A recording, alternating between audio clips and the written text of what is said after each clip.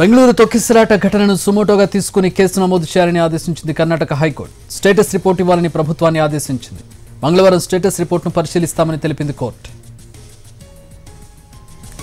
బెంగళూరు తొక్కిసలాట ఘటనపై విచారణ జరిపింది కర్ణాటక హైకోర్టు. ఘటనపై ప్రభుత్వానికి సంబంధించిన వివరాలను కోర్టుకు వివరించారు అడ్వకేట్ జనరల్. భద్రతా పరంగా అన్ని పటిష్టమైన చర్యలు చేపట్టామని కోర్టుకు తెలిపారు. ఇంతటి భారీ స్థాయిలో కార్యక్రమాలు జరుగుతుంటే ఎందుకు భద్రతా చర్యలు తీసుకోలేదని ప్రశ్నించారు చీఫ్ జస్టిస్. అన్ని భద్రతా చర్యలు తీసుకున్నామని, కానీ ఊహించిన విధంగా ఘటన జరిగిందన్నారు అడ్వకేట్ జనరల్.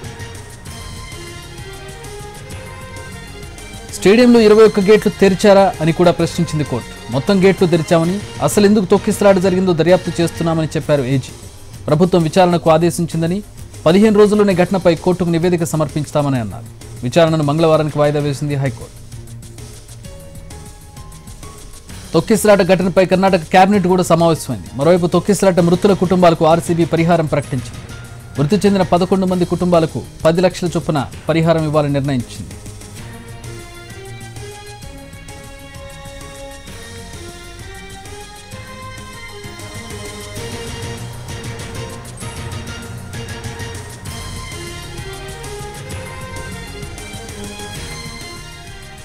మా ప్రతినిధి కార్తీక్ జాయిన్ అవుతూ ఉన్నారు వివరాలు అందించడానికి. కార్తీక్, అడిగినటువంటి ప్రశ్నలను మనం ఒకసారి చూసినట్లయితే మొత్తం 21 గేట్లు తెరిచారా?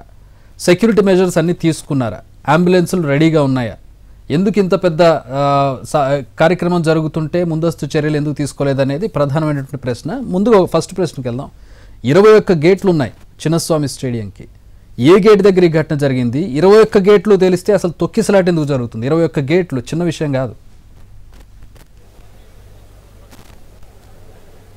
Yes sir, right Chakri. అయితే ఖచ్చితంగా ఏదైతే కర్ణాటక హైకోర్టు ఇదే ప్రశ్నలు కూడా ఏజీని కూడా ప్రశ్నించడం కూడా జరిగింది. అయితే పూర్తి స్థాయిలో చిన్నస్వామి స్టేడియంకి 21 గేట్లు ఉంటే దాంట్లో ప్రధానంగా ఏదైతే ప్లేయర్లు కొద్దిమంది వెళ్ళడానికి ఒకటి ఉంటుంది, ఒకటి ఎమర్జెన్సీ ఎగ్జిట్ గేట్ కింద కొన్ని ఉంటాయి. ఈ రకంగా చూసుకుంటే దాదాపు 15 వరకు మాత్రమే సాధారణ ఏదైతే ప్రేక్షకులు ఎవరైతే ఉంటారో, అభిమానులు ఎవరైతే ఉంటారో వారిని మాత్రం పంపడానికి అవకాశం ఉంటుంది. అలాగా 1 నుంచి 21 ఉన్నటువంటి చుట్టూరు గ్రౌండ్ చుట్టూ ఉన్నటువంటి గేట్లు మొత్తాన్ని కూడా ఈసారి నిన్న వినియోగించుకోవడానికి కూడా ఓపెన్ చేసినట్టుగా మాత్రం ఏజే తెలపడం కూడా జరిగింది. అయితే పూర్తిగా అవాస్తవమని మాత్రం ఖచ్చితంగా చెప్తూ ఉన్నారు. నిన్న సాయంత్రం సరిగ్గా ఏదైతే తొక్కిసలాట ఘటన జరిగే టైంకి కూడా కేవలం ఆ టైంలో తెరిచింది మాత్రం 3వ గేటు, 2వది, 5వది, 15, 17.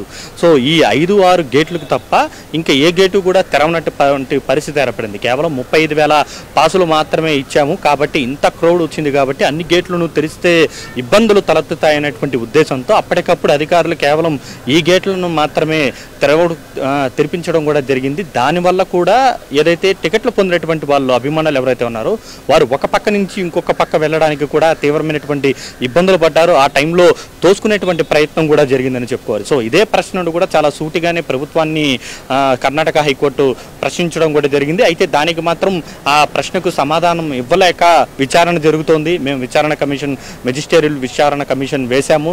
దాని తర్వాత వచ్చినటువంటి నివేదిక ఆధారంగా పూర్తి వివరాలను సమర్పిస్తామంటూ కూడా మాటను దాటివేసేటువంటి ప్రయత్నం అయితే చేయడం కూడా జరిగింది. ముఖ్యంగా 7వ గేటు, 15వ గేట్లోనే ఈ తొక్కిసలాటకు ప్రధాన కారణంగా కూడా మారిందని చెప్పాలి. అక్కడ కొద్దిమంది ఫ్రీ టికెట్ల పేరు చెప్పి కూడా కొద్దిమంది నినాదాలు చేయడంతో ఫ్రీ టికెట్లు ఇస్తున్నారు అనేటువంటి నినాదాలు చేయడం కారణంగా కూడా చాలామంది తమ వైపు దూసుకు వచ్చారంటూ కూడా కొద్దిమంది చెప్పడం కూడా జరిగింది. అయితే అంతకంటే ముందుగానే ముఖ్యంగా ప్రస్తుతం నేనున్నటువంటి ఈ ప్రాంత విధాన సౌధ నుంచి ఇక్కడ క్రికెటర్లకు సన్మానం జరిగిన వెంటనే కూడా పరేడ్ రూపంలో మరొక వైపు భారీ ర్యాలీ అనేది కూడా నిర్వహించడానికి సిద్ధమైనటువంటి క్రికెటర్లు అందరూ కూడా బస్సుకి ఎక్కేశారు. మరి కాసేపట్లోనే వస్తున్నారు ఇంకా స్టేడియానికి అని ఒక పెద్ద ఎత్తున ఒక ప్రచారం జరిగింది. ఈ నేపథ్యంలో అక్కడ ఉన్నటువంటి అభిమానులందరూ కూడా ఒక్కసారిగా కూడా ఎక్కడ బస్సు వచ్చేసిందనేటువంటి ఆసక్తితో కూడా ఓ వైపు నుంచి మరోవైపు ఏదైతే క్వీన్స్ రోడ్లో నుంచి బస్సు లోపలికి ఎంటర్ అవ్వగానే ఎంజీ రోడ్లో ఉన్నటువంటి వాళ్ళందరూ కూడా ఇటువైపుగా వచ్చేటువంటి ప్రయత్నం కూడా చేశారు. దీని కారణంగా ముందర ఉన్నటువంటి చిన్నపిల్లలు కావచ్చు, యువత కావచ్చు, పెద్ద ఎత్తున ఆ ఘర్షణ వాతావరణంలో ఊపిరాడనటువంటి పరిస్థితి ఏర్పడింది. దానికి తోడు ముఖ్యంగా అదే టైంలో ఈ 7వ గేటు 15వ గేట్లో కొద్ది మందిని గేట్లు ఓపెన్ చేసుకొని మరి లోపలికి వెళ్ళిపోయారు. ఎందుకంటే బస్సు వస్తుంది కాబట్టి లోపలికి వెళ్ళి ఈమెను చూద్దామనేటువంటి ఉద్దేశంతో పాసులు పొందినటువంటి వారందరూ కూడా నెట్టుకుంటూ తోసుకుంటూ ఆ భారీ గేట్లను లోపలికి వెళ్ళిపోవడం కూడా జరిగింది. ఆ భారీ గేట్లు కూడా ఒక మనిషి అంత హైట్ కూడా ఉండదు, కేవలం నడుముకు కూడా రాదు. అలాంటి చిన్ని భారీ గేట్లు అనేది కూడా ఏర్పాటు చేయడం వల్లే ఈజీగా అభిమానులు వాటన్నిటిని కూడా తోసివేశారనేది కూడా సాక్షాత్తు సీఎం సిద్ధరామయ్య నిన్న ప్రెస్ మీట్లో చెప్పడం కూడా జరిగింది. చిన్న భారీ గేట్లు